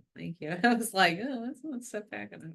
Which I would assume any home array is never gonna be more than the required setback. But maybe, who knows it. People bring it. I can't. No, it, The portions of it that I was concerned about, the fact that it can't be over the edges of the roof, can't be higher than the peak, all that, I totally agree with. That's what I was going for. all right, It good. can't be bigger than the building it's going on. So really, the one paragraph that's one of greatest interest is the visual buffer one. Yeah. In terms of, I don't know that we need it or what. do we he- need it and but what- why is it? Yes, what's What's the the idea purpose? behind that? There's something we're missing, the reason bringing it up, or he's got it. And on if, there. well, we can listen to the rationale that he may provide and then we can say, leave it in or take it Yeah, out. exactly. Doesn't apply to us or it doesn't Yeah. apply to us. Okay? All I right. guess Either and way, we could interpret it whatever we. want. Right, and that's what we'll plan to do for that one. There's nothing else then. This issue about the height, and the setback distance. You're okay with the language the way it is? Yeah, because it's gonna, more often than not, I think probably, I don't want to say 100%, because you never know, but. Yeah, the setback's building gonna set setback's itself. going to be Exactly. the one that'll be applicable. Yeah. And that's what you've actually been using at this point, I even think though it's- you don't, because you don't have any other standard to go by. Exactly. I've been listed as an accessory structure. I've got a question about the application process. Under 2A3, the hazardous materials containment and disposal plan. Is that something the county requires? Is that something that they would normally get with if a solar company is gonna come install a system on your house or build something? Would a property owner normally have something like that? The solar panel whatever company's doing it, Provider. is gonna have all that information, which if they're gonna come in for an application, I want that anyway. Not that we're gonna police that, but I want it with it in case something would happen, or something that chief had to go out and deal with something on it. I would have all that information for him. So I agree with that. There's nothing wrong with information. Yeah, I was just asking if the county requires that is that something the county That is requires something, already? yeah, Delaware Then- County Building Department's gonna Then, require all that. then they would, the property, if as long as it's not something brand new that we're asking them to do that they wouldn't have otherwise, then fine. If the Yeah. county already requires it and they're just gonna give us a copy of what they have to give to the county anyway, then fine. And you're referring to that in the principal solar energy production? Yeah, it's in, section? it's, Okay, it's application process C 2-3. right. I just wanted to make sure I was in the right Yep, place. that was it. That was the right place. And then the same comments that we had the other night about using a number, spelling out the number, and there's a lot of those. I'm not gonna point them out, but there's a lot of Oh, those. yeah. Well, we better point them out because if we don't, Tom will. Well, I've got them marked up here. Well, I didn't want to play the role of Okay. Tom tonight, but I've got them marked up and I can give my markups to Scott when we see them. Well, let's Or I can- plan on doing I can that. scan this and just send it Can to you, him. but let me ask you if you can do it this way. Can you scan that at home? I can scan it and make a PDF and send it to Scott. Why don't you do that? Thank you. Thank you. And then I will, I'll send him a message and I'll tell him about this discussion on this paragraph. 4E. Yep. And ask him the question so that when we have our next meeting with him, which won't be until September, he can address it and we can maybe then move the process forward after that.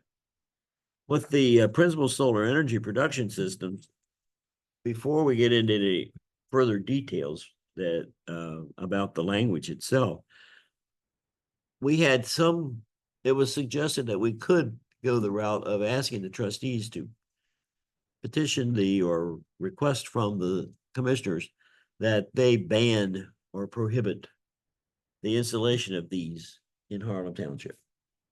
Is that what we want to do? No, I would say yes. You say yes? So, okay. And Joni's saying no. I'm in favor of alternative energy systems, so. I don't know, Why it's limit not very yourselves? Rural character like. Neither's a big old warehouse. True. I haven't formed an opinion yet. I'm still reading and learning and trying to weigh a 200-acre farm. I can understand the property owner that wants to still make income on that property, and it's by doing something like this, they're basically tying it up for 30 or 40 years. And it won't be developed as single family homes. It won't be developed as commercial industrial. It won't have lots of travel and increased traffic and need for utilities, and Kids Yeah. in the school system, it won't have all that. yeah. And the property owner is happy. The challenge is, what about the surrounding? What does that do to the character, so how do we balance, to the extent that we can, how do we balance that to meet all of those demands? And the article that we said today, where there's the energy capacity and requirements for this area, there's not enough supply. The demand is just going to keep going and going and going. And, can something like this be a good alternative visually it may not be perfect, exactly what we want, but it does help. So I don't know, I'm still. What are the what about tax revenue benefits? Is it more beneficial if we put up, a bunch of houses? Do you get more tax revenue versus if you have a solar farm? I don't know how that all works. Like, Depends on I guess it depends on how you work the deal with whoever the company is that's putting it in and what kind of taxes they're paying. we even have that opportunity. How these are valued either, but as a commercial operation, typically, commercial property generates more tax revenue than a residential property does. Or a farm. So that Or would be farm. beneficial. The one thing that it also would do is for the school district, it would be good in that it would potentially generate taxes without adding students. And they always are interested in trying to have that kind of development, of course. You know, a home, a new residence never pays for the education of the children. Right. Just can't, doesn't happen. The only time that is beneficial is when it's a senior community where there's no kids. children coming in, for the school district sake. Yeah, yeah, right. I think you're talking about a narrow window for somebody to put like something that in here anyway, because when the sewer gets here, the value of this property is gonna be a lot higher than what a solar farm's gonna wanna come about, pay $150,000 an acre. I mean, why would you come here and do that as opposed to go, I don't know how many more miles up north, and you're gonna get it a lot less. So the window of opportunity for them to come in and get it, they better get it quick, because stuff south side of our township's already up to over $100,000 an acre. And as it creeps north and the sewer gets here, maybe something in the far north side, they could get it for 35, 45, 55,000 an acre. I mean, I know there's property up on the corner of Trenton that they said, somebody called the other day and a realtor called the other day and was telling me they want, right now, they could possibly get it for 55,000 an acre. So I don't know that the solar farm's gonna want to pay that much. Well, now. but, How but, profitable they are, they may make that back. but you could, if property owner doesn't want to sell and they want to keep something for their grandkids or legacy or whatever, this True. is a way they can make more. They Yeah. could lease it for 30 years and make more than just leasing it out to, traditional farming. Yeah. Or trying to farm it themselves. They would make a lot more money that way. Right. And it kind of stays Yeah. undeveloped yet. Yes, you're right. Realistically, there's very little likelihood that one of these is gonna come into Harlem Yeah. Township. But I don't think we should close off the opportunity if it, if a farmer wanted to do that with his land. Personally, I would not want to live next to one unless it was appropriately screened, as we discussed. I don't want to look at it. You gotta have a buffer. Yeah, you gotta have the buffer of some sort. So I think that's really important.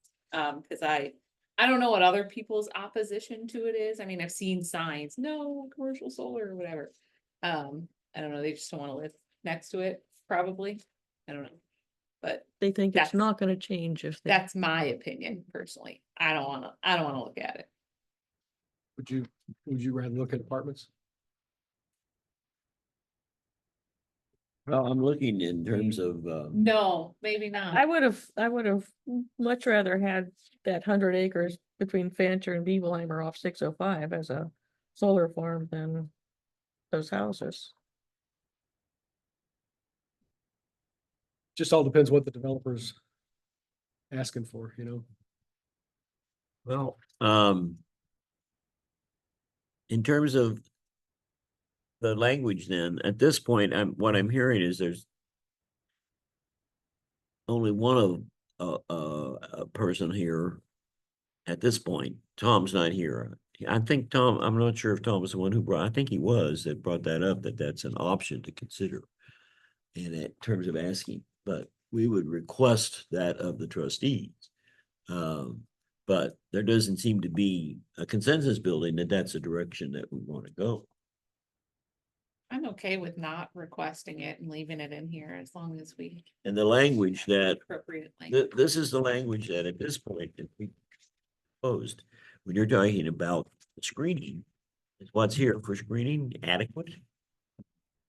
Because that was a big concern on your part. Although the bigger facilities they do have to have the buffering, so it's not like they could build that right up next to your property line. So that is in there.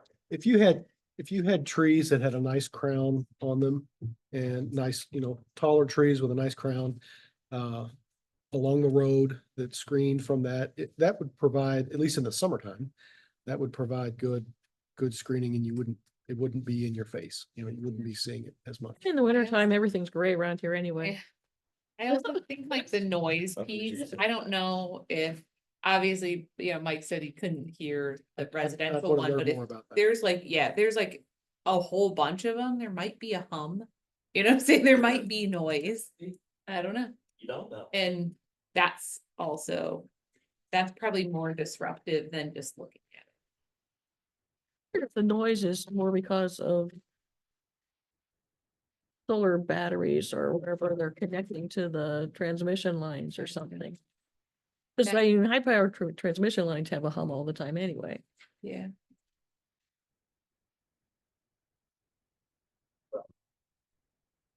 Photovoltaic. That's the technology that uses semiconductor to convert light directly. That's just.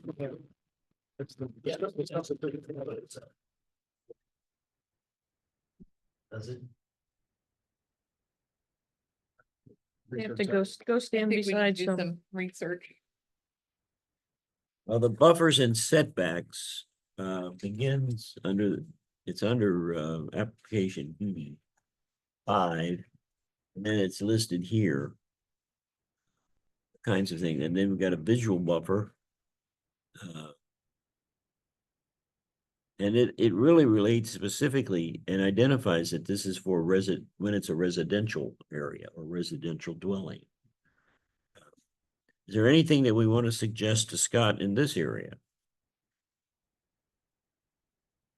Because what we're trying to do is identify if there's anything that further that we want to get him to try to address when he would bring it back to us again for us to take a look at. Not hearing, as I said, you know, And I don't know, Tom's not here, whether, what his arguments would be in favor of, the recommendation of going to the trustees. I mean, personally, like Brittany said, I wouldn't want to have it next door to me, but at the same time, I don't want to necessarily prohibit it anywhere in the township. I think I'd like to have Scott add something about noise, maybe. I don't know. I don't know what it would be, but I think there needs to be some kind of noise limitation.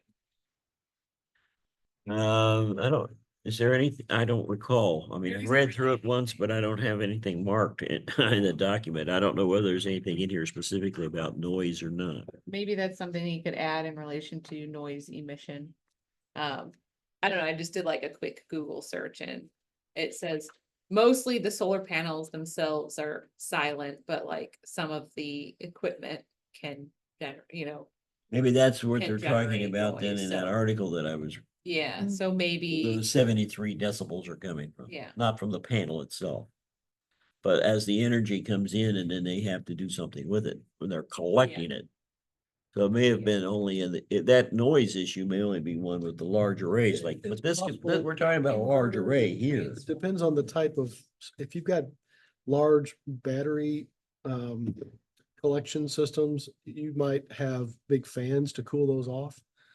And the fans might make noise, like you might have the big, Yeah, if you're gonna big store it room- in batteries. if you're storing on it, site. if you're bringing it in and sending it out.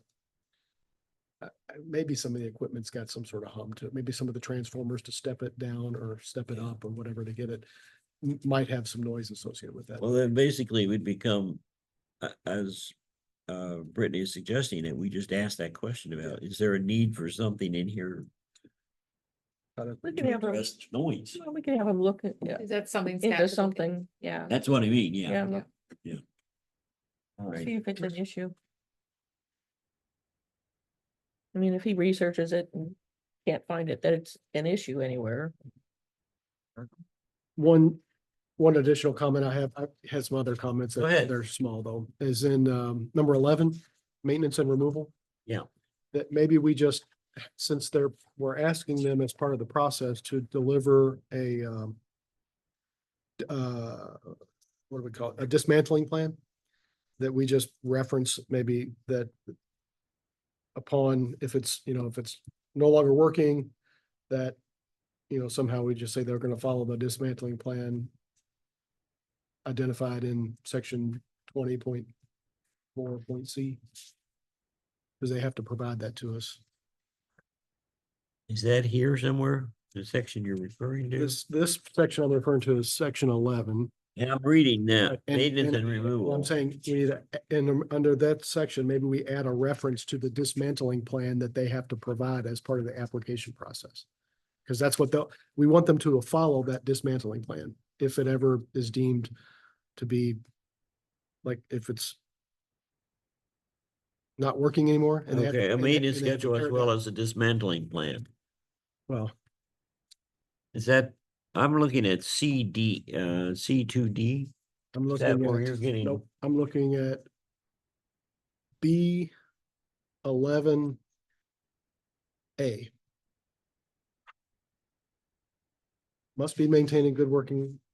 When it ceases transmission of electricity for 30 consecutive days, the owner of property ceasing operations shall provide written notice. Hmm.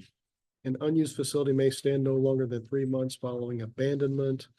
Okay, maybe it's B that we would add that, and then all costs associated with dismantling, demolition. What I essentially want to say in there is that they, at that point, is when they should follow the dismantling plan that they provided under C2D. I think I've got a problem with the document I have here, because I think I might be Yes. missing a page. Yeah, I Let me think that look. makes sense. C is the application process for the larger ones, right? Which you have, it's that right there. Yeah, That's the dismantling plan. yes, that's what I was referring to. And see, it appears on 2 pages. Well, It that's- starts that's a- out here. But this buffers and setbacks goes to this page. Well, there's two. That's because the application process looks very similar. Yeah, and then you turn it over, the application process, but is that just 3 is your document just 3 pages No, total? mine's Four. 2, 3. And that one, the definition is on the back. Well, that looks like, what's your Application date on process should that? be- 7/10, see, that's what this says too, 7/10. I don't know, maybe the That's- document that she gave me it got messed up in the way that was printed possibly. Yeah, because you're missing all this text. That's the There's thing you're that. looking at, right? Covers and setbacks. All right, Yeah, got copied somehow wrong. this page, I see that without them being paginated and back the way that they are, it gets very confusing. All right, but this is a duplication of this page, section, I mean. That section is duplicate, yeah. Think. Makes sense. All right, let's see what the pages should be here. We should have, this is page 1. This is page 2. Am I matching you so far? Yep. Then, wait, then 3. I think Yeah. does the functional. This is page 3, right? 3 is, there's application process, which might have been that other page that you had. This page? Yeah, that's 3. 1 through F, yeah, that's 3. All right, so this is. And that's so then you 3. turn the page, and then now you're into, 1, and 2, then 3. 3. Flip that. Now This you're- is 4. That's 4. And then Flip that one over, flip that one over. that's, now see, this is on the wrong I side. know, it's because it's just, All right, 2, 3, this is 4. right.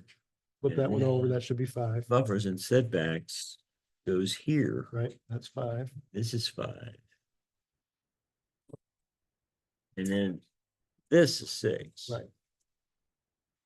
So that the application process is not necessarily duplicated. Yeah, it is. It's pretty much exactly the same. Yeah.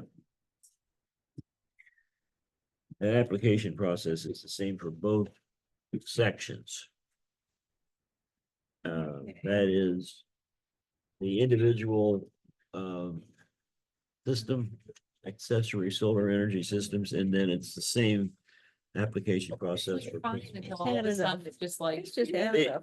When you, I'm gonna, it's a problem when we get these things and they're not paginated, because it's easy to get the pages out of order. All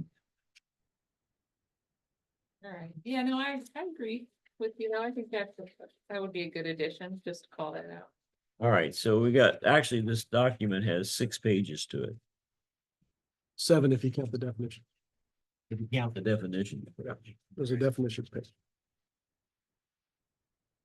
Well, we got less than 10 minutes. I got nothing else other than small stuff. That need to be discussed. All right, so with, what we're gonna basically say to Scott on this is, the only additional thing that we're asking him to address is noise. Say, yeah, I'd like noise addressed. Yeah. Mike, you got any And- suggestions? And for give the- us any advice on the smaller screening, the justification or why is that? Maybe Yeah. so you can give us some The examples of principal what solar? he meant by that for Yeah. the accessory structures, for the accessory solar screening in the setback. Yeah, and the what the vegetation. Well, that's for the accessory. I'm just Yeah. talking about, yeah, Oh, I for- agree. I'm not, I For, didn't. for mean- principal, the only thing we're talking about is noise. Okay, yeah. Yep. Is there anything additional, Brittany, that I'm missing in our comments here that we want to be sure to point out, Scott? I don't have any. No, all right. Okay. Well, yeah, for the accessory, we've got the issue with the buffer, the visual buffer. Yeah. And then with the principal, we've got the issue just of asking what language, if any, should be included to address noise. Okay, I'll get that information to him, and then Louis, you're going to go ahead and scan your document to show all those places where they used a number, and they should have also used the word. Right. When it grew, so you've got both the words and the Arabic numeral in the paragraphs. All right, good. So I'll tell Scott that that's coming from you. Okay. Try to get this, probably won't get it done tonight, but I'll try to get it done tomorrow. Anything else?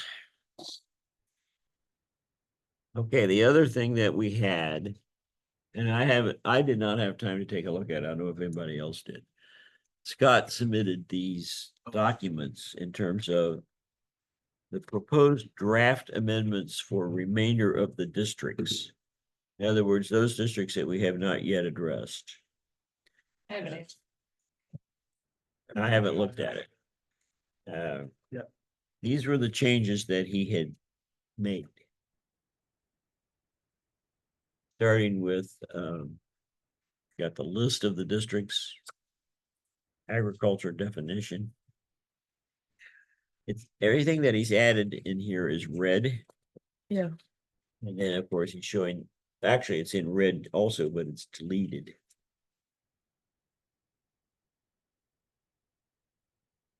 The strikeout in here.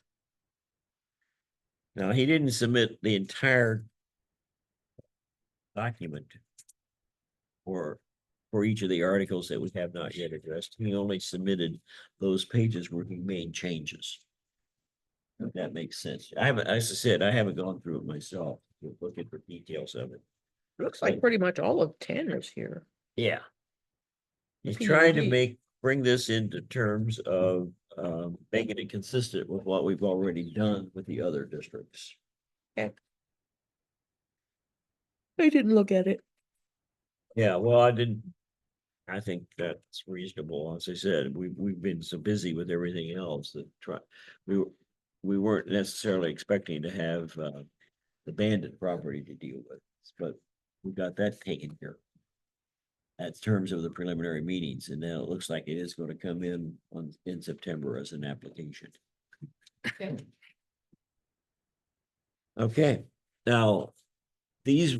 Is there one of these zoning districts that you would prefer that we would focus on next? I had suggested to him that it would probably make sense to continue with the plan districts and get all those done. So Article 10, the PUD Yeah. would be the next. We got two, we got PUD and PID, I guess. Fine, either way. He's given those to us. You got the PUD. And the I PID. assume the PID's here too. Yep. Let's do them in order. And then he was trying to, yeah, there it is, trying to make it consistent with what we.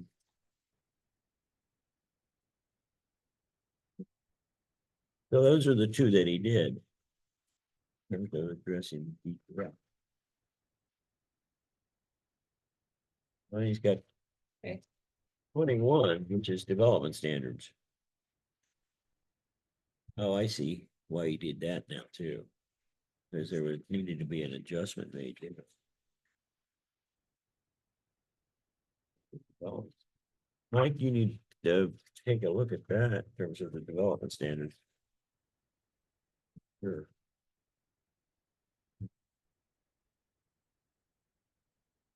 And these are general development standards.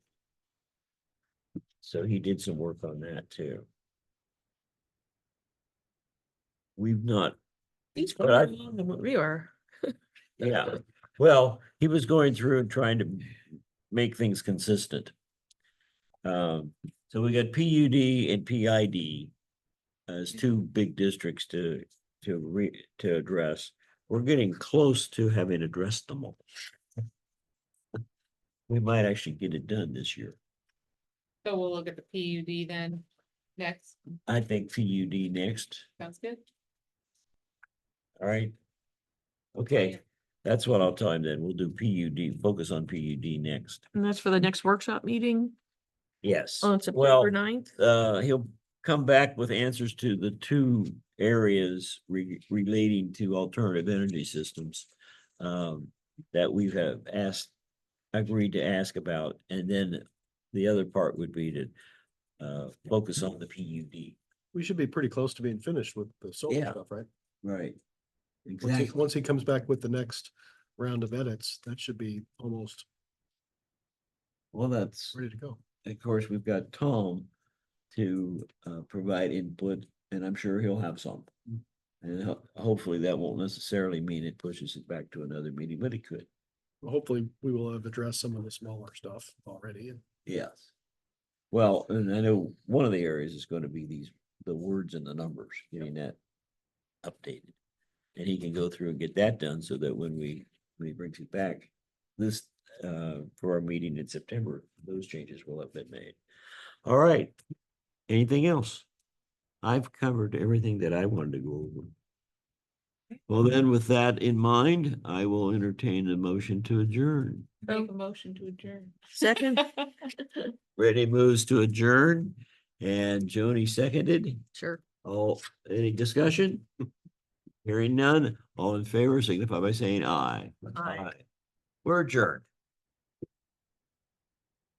I'll go shut down the system. If we don't have anyone else to do it.